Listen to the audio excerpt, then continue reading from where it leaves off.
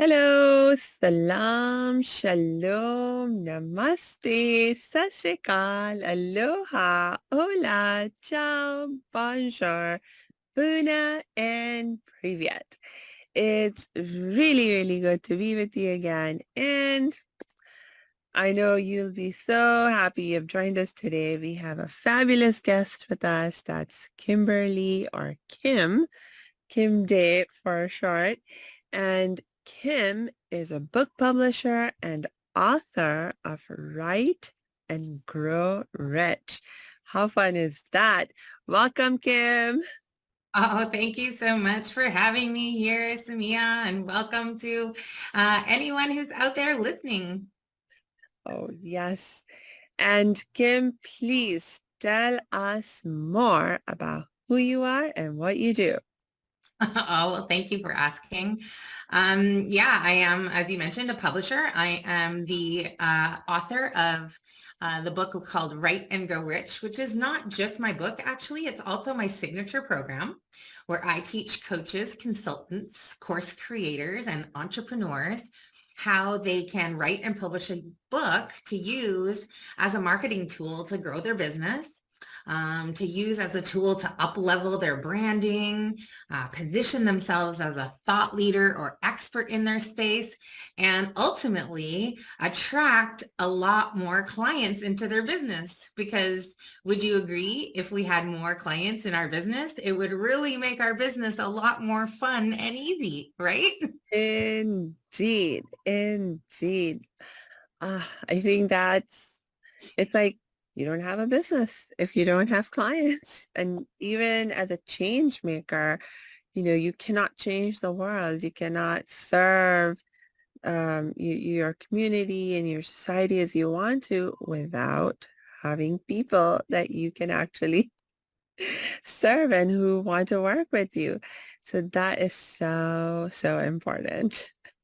Absolutely. And I mean, it's really kind of almost ironic because a little bit about my backstory is I was a financial advisor for over 13 years and I was struggling. I used to call it the income roller coaster, where you have a really great month of clients and then you're like, oh my gosh, where is my next Visa payment coming from or my next mortgage payment coming from? And I was always in this big panic about, finding my next client and attracting new people into my business. And it was once I published and wrote my very first book, which was called The Financial Fitness Playbook, that my whole business changed.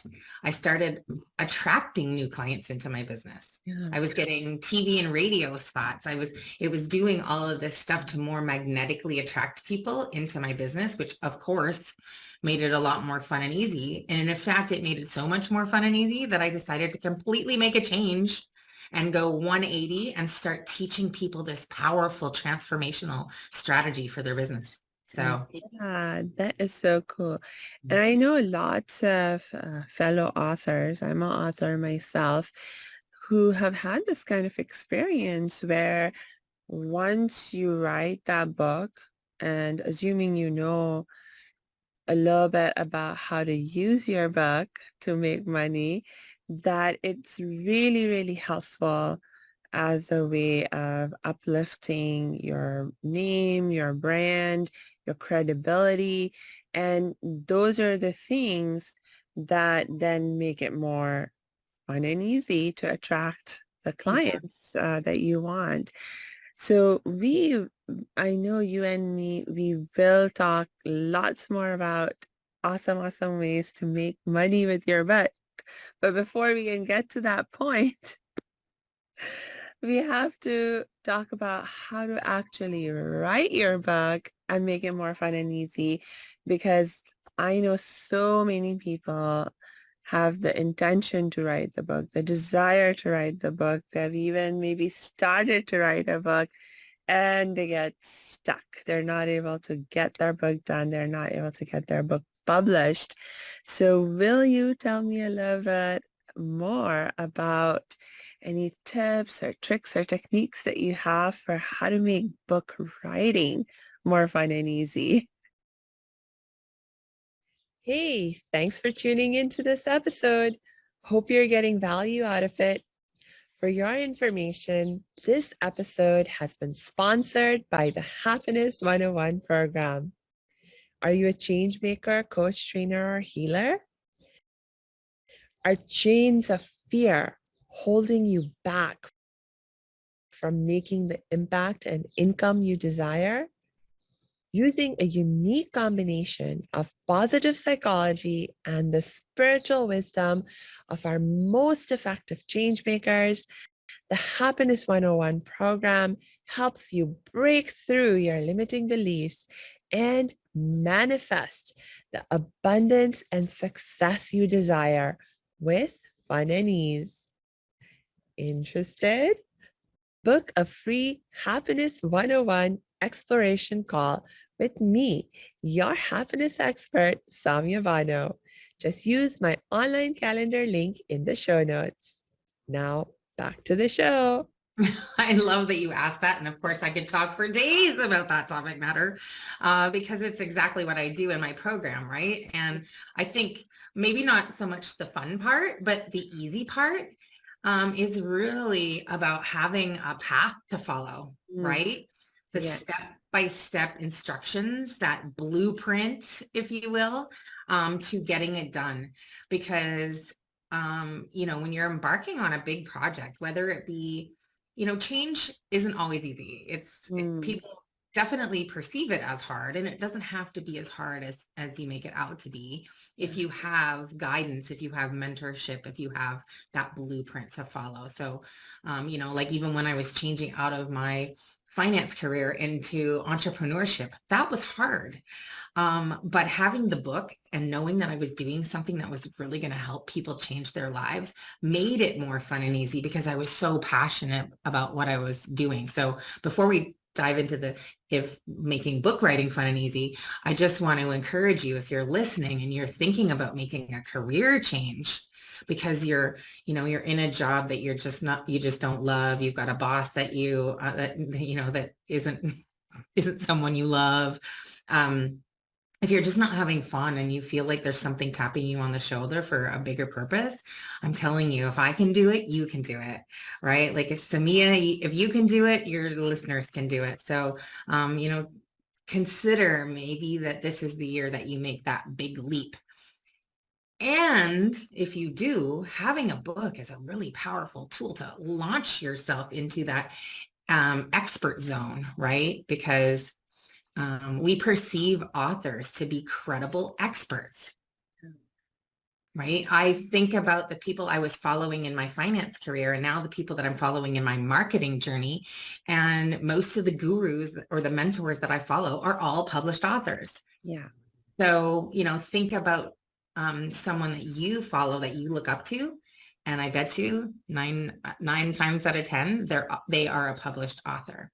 So I love to share my tips about how to make that process less overwhelming, less scary, and really truly make it fun and easy so you can get that book out of your head and into your hands. So you can not only change your own life, but change the lives of the people that you're looking to work with. Oh, that's amazing. That's amazing. So what would you say is like maybe one of the biggest problems and the tip to solve it? Yeah. So I talked about the tip number one, which was to find a path to follow, right? Find a step-by-step system. And, of course, I do have a program that helps people do that, but whether you choose me or whether you choose somebody else or whether you go and look it up on Google, because there are lots of resources out there, find a step-by-step path that you can follow to make the journey easier. It might not make it so much fun, but it will definitely solve the easy part. Some of the other things that I usually talk to people about are making sure you know who it is that you are looking to attract into your business. Understanding this vital piece of information is the key to making the book writing process so much easier. Because once you know who you're trying to talk to, once you know the problem that it is that you solve for that person, and once you know the transformational results you want to help somebody get, it's much easier to put that together in a message that you can clearly articulate that attracts magnetically that person to your business, which it makes everything, the rest of it all just kind of fall into place. Yeah, Yeah. that makes sense. That makes sense. I mean, when you talk to business coaches, that is generally the number one thing most of them will have you work on also, like even with your business in general, to have clarity on who it is that you're going to help and how you're going to help them. So it makes sense that if Yeah. you're writing a book to help you with your business, that you would need to be clear on that as well. Yeah. Yeah, that's like the foundational piece to any piece of marketing. Like a book is just Yeah. one marketing strategy that you can use, right? You could use a Mm, podcast to grow your business or email marketing. I mean, you are in the podcasting space, right, Samia? And that's a fabulous tool. I love speaking as an opportunity to position yourself as a thought leader and expert. And a podcast is just one of the many speaking platforms that somebody could use. But either way, whether you're using a book, a podcast, social media, knowing who you're trying to talk to is definitely the first step in making it so much more easy, because once you have that message clarity, the rest of the book just kind of starts to flow out, right? yes, indeed. Yeah. And you earlier mentioned about finding a process to follow for getting your book published or written out rather. Um, what are some of the elements of that process? Like what are the things people should be looking for? So how do they know they've found the right process or a good process? Hmm. Well, I guess finding a mentor that can clearly articulate what their process is would be key. Mine is a 5-step. I call it my 5P signature process. And each of the P's stands for one of the modules in the program or one of the sections in my book. And the first one, which we were just talking about, was the first P, which is the planning, right? When you have that plan of who you're trying to write to, then the next pieces come together really fast, right? So the second P is the promotion piece. So most people think you write your book and get all the pieces done and then you start promoting it. I believe you start promoting your book before you've even written a single word. You start talking to people about it, right? You start telling people, hey, I'm the author of the upcoming book, Write and Grow Rich, where I show entrepreneurs how they can supersize their brand, their business, and their bank account by writing and publishing a book. I said that sentence over and over and over again before that book was ever published. But people perceived me as an author the minute that those words were spoken out of my mouth. Mm-hmm. So part of understanding your perfect client then is that gives you the ability to craft a nice hot magnetic title, right? Something that's fun and attracts your clients to you. Well, I have a fun energy, but not everybody, but right, but knowing who your audience is allows you to craft that compelling title that's going to attract them, Yeah. which helps you with that promotion, right? So that's part of that. The third P, which is the produce, is like you actually do have to write the book at some point. But I'm telling you, with my system, if you think writing a book can be hard, I'm telling you, it is the fastest and easiest thing you could build for your business, the fastest marketing asset. Because I'll give you a hot tip secret. Your whole book is probably sitting in your laptop right now. So I have a process that I take everybody through that actually can get your book out of your head, out of your laptop, out of articles, blog posts, presentations, social media posts, content you've already created. Show you a process to repurpose that content seamlessly with your course or your program and other content you've created and turn it into your book that helps attract clients. And when you get that process nailed down, my client Amber actually wrote her entire manuscript in 4 days, because with the foundation in place, it's actually so fast and so easy that it becomes fun. Yes. And I love that. And I totally believe you, by the way, Kim. I know it can be done. I know for me, it took me a little bit longer than 4 days. I got most of my book written out in like less than 2 weeks. And That's a lot of that, fabulous, Samia. That's amazing. thank you. And a lot of that had exactly to do with what you're saying, that it was already existing in bits and pieces out in the world, thanks to blog posts I had written. I actually had another podcast that I was doing at that time, and a lot of what's in my book now, it's actually transcriptions of podcast episodes from my first podcast show that I had, and just things like that uh, once I knew what I wanted to write, it's like, oh, don't have to reinvent the wheels, don't have to write new stuff. It's like already like 90% of it was out there, and there were just a few little pieces that I was like, okay, I will write these and fresh, because you change, you grow. So there are some things that might need updating and things like that. But yeah, otherwise, 90% of the book was already done.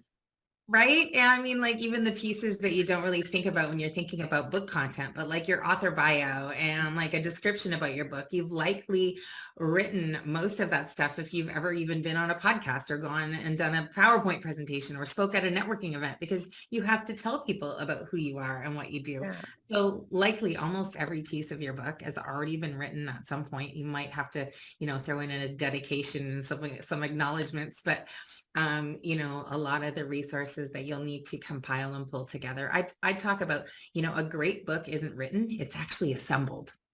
Um, And this is the key to most people when they realize, oh, I never thought about it that way. But it's not that you're starting from scratch, just like you said, Samia. yeah. It's gathering if you're already working in your space and you're listening to this right now, I'm telling you, if you're already working in your space, probably most 90% of your book is already written. And I'll show you how to put it all together so that it looks professional, so that it has all the components that a traditionally published book has. So it has an amazing title and subtitle. It has a great client attracting cover, because the saying, you can't judge a book by its cover.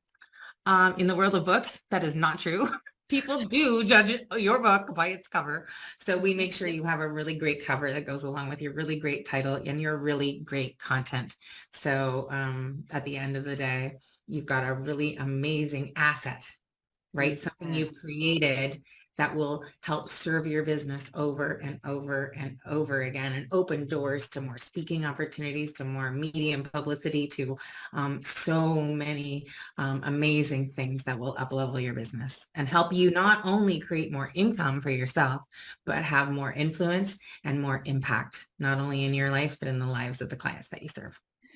Yeah, and I love the point that you just made, Kim, about having a really awesome book cover, because yes, I would agree that from a values perspective, it'd be great if people didn't judge a book by its cover.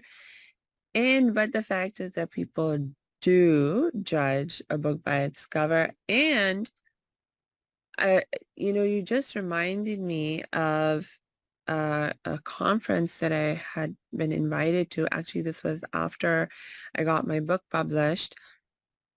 And at this conference, actually, once they found out that I was a published author, they're like, oh, please, why don't you put up a booth to do book sales?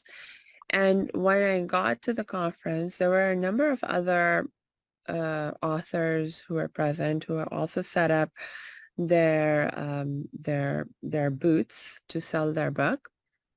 And I remember there were like several of them whose books were self-published. I mean, technically my book is also self-published, but I worked with an author coach, a book publishing coach, to like just make sure that, everything was done in a professional and appropriate manner. Yeah. But there were like several of the other authors at this particular conference that were there, and they were self-published, and you could immediately see that they didn't actually know what they were doing, in terms of like you look at I looked at this book cover, and I loved the lady who wrote the book. I was actually really attracted by her personality to go to her booth to check out her book myself. When I got to the booth, I picked up her book. Flipped it, I flipped it back and forth, just looking at the cover, and immediately I started seeing things like there was like some spelling mistakes on the back. In the section where the book description was, there were like the printing wasn't done really well. Like there were like spots that clearly weren't part of any kind of a design, but just a bad printing job and things like that. And it just immediately sort of made me feel like, I don't know how good this book is. And I had to like sort of catch myself and be like, no, no, Samia, just because the book isn't printed well doesn't mean it's not good, or that this lady is not good. And I mean, I did feel really attracted to her person. But it took that, it definitely took that moment of me catching myself and then, talking to myself and convincing myself that it's okay, and I can move forward with wanting to develop a relationship with this lady and working with her and so forth. But it took even me, like my initial reaction, and a lot of people won't be so thoughtful, and they will just judge the book by its cover, and be Yeah, like, you only get one chance to make a good first impression, exactly, right? So you need to make exactly, sure you're putting your best yes, forward, and in this case, your best front cover forward, yes, which also then leads to the back cover, right? Because a great front yes, cover, immediately, what does somebody do once they see that good front cover? Well, they flip yes, back. They want to see if the book description is going to be like, hey, do I want to know more? yes. And then they read that tiny little, and I see so many people, they start with themselves as the author at the top of the book. And your reader wants to know what they're going to get out of the book, right? So making sure you have a client focused book description is Mm, powerfully important. um, yes. and then, of course, the third thing that every reader does after they look at the front cover, after they look at the back cover, what do? They thumb open to your table of contents. So make sure at least those three things are like spot on when you go to publish. And I love that you shared, Samia, that you used a like a book coach or in my world, we sometimes call that an independent publisher. So I'm a publisher, but I'm an indie publisher. So you don't have to apply to get your book published with me, right? Like a traditional publisher and face all the rejection. Basically, I will walk you through the process of getting your book from A to Z, step by step. And I will do my very, very best to make it fun and easy. And at the end of the day, it's all about um, getting your plans together, effectively promoting your book, producing it, getting the thing written. Yeah. You of course have to publish it. I teach how to publish to the big guy, to Amazon. They've really changed the face of self-publishing for business owners today. So it's not as daunting as it used to be when it was only traditional publishing. And of course, the most fun and easy step of them all, which I know we're going to cover on another podcast, so people will have to tune in, is the big P called profit. So how do you then use your book to bring people into your community, to serve them, give them valuable content, and ultimately walk them down the path to doing business with you? Yes. It's not about making money selling books. The real money is in the business behind the book. Yeah. So you want to make sure you're positioning your book properly to maximize profit. Yes, exactly. I love what you just said about making sure you position your book properly, because I think that's sort of, There's another P. Maybe I'm oh, going to have to add that in as a module of positioning. I totally see how the positioning part is a very integral aspect of the profit making part, and for that matter, even the planning part, the planning fee and so forth. And I think a lot of that has to do with having clarity about Yeah, why you're writing the book in the first place, because you could maybe be thinking about writing a book just for your satisfaction, in terms of, like maybe you want to write a memoir that you just want to mhm, share yeah, yourself, your life story, your life wisdom, that kind of thing, and you have no real intention of utilizing it for business purposes. And so in that case, it'll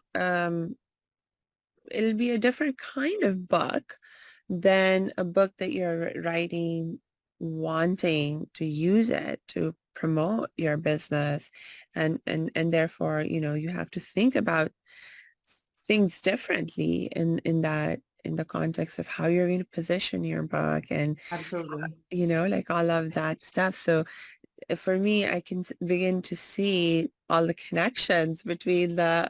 all the five P's that you have. Yeah. And I mean, you bring up a really great point because, there are people that do want to write that memoir. They feel like they've got a really big, powerful story to tell. When I was doing some PR and media training, which I also help my authors with as well, from the wonderful coaches I had, I brought their knowledge and gleaned what I needed to from them. And I teach this to my students as well. But she used to call it your passion book versus your food book. Mm. Another coach that I know calls it she calls it the heart book versus the food book. This Ah, other this other coach called it the passion versus the profit book. And so your passion or your heart book is of course that memoir, your story, right? Your profit book or your food book is the one that puts food on the table, right? It's the one that's going to bring people down the path to working with you. And my take on that is why can't your book be both? yeah. So positioned properly to attract your clients, but then your story, which is exactly what qualifies you to work with the people that you're working with, right? Your life is your PhD that makes you uniquely qualified to be the coach or the consultant or the teacher or trainer that you are. So I teach people how to position their book as a marketing tool, but then interweave their story about what makes them uniquely them into the book to qualify or to bring credibility to why that they're the perfect teacher that somebody should be working with. So Oh, I love that, Kim. And yeah, guess what? I did that too in my book. yes, yeah, Yeah, that was actually one of the really meaningful aspects of the book writing process, being able to weave those two things in together, because like I think, what happens also is in this community of change makers that we're speaking to, a lot of change makers I notice um, have followed a similar path to me, in the sense that the change making work that we are inspired to do in our lives, it comes from our having experienced something, like some challenge, some difficulty, some trauma, mhm, and what we have gone through and learned in the process of, healing from that, creating positive change in our own lives around that issue.